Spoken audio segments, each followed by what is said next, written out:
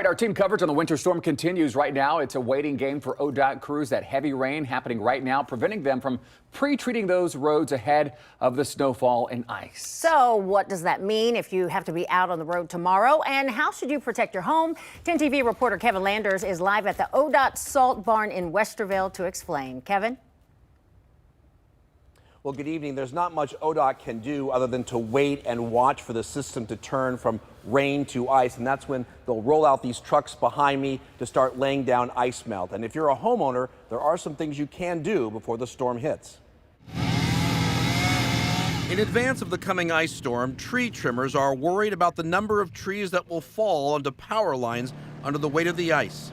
Well, if we get a quarter inch of ice, there's going to be a lot of significant damage. A lot of trees just can't stand that stress. If we get more than that, it'll look like a bomb went off. Which is why arborists are warning homeowners that if you have rotting trees or hanging branches near power lines near a home, call a professional to limit the damage, and don't take ice-covered branches down by yourself.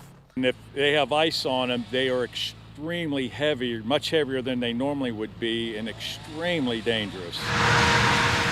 Speaking of dangerous, the state's highways could turn into ice rinks after the ice storm. So ice is by far the biggest challenge that we face at ODOT. We really only have a handful of tools in our tool belt that are designed to combat ice. ODOT says as the temperatures drop, salt doesn't work as well, so it will need a mix of salt and beet heat to melt the ice. ODOT is urging employers to let employees leave early or work from home to keep people off the freeways.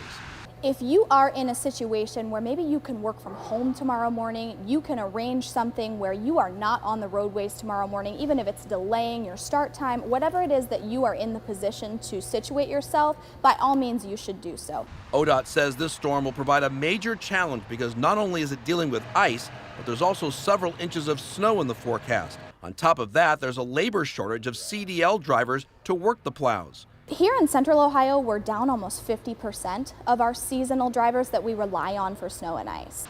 ODOT says that will lead to delays in getting the freeways and highways clear, as more plowed drivers will be assigned more routes to clear. So the bottom line is this storm is going to be a mess for everyone. People advise that if you are staying home, make sure you don't park your car under a tree or a power line. Those could also be impacted by this heavy amount of ice that we're expecting. Reporting live in Westerville, Kevin Landers, 10 TV News.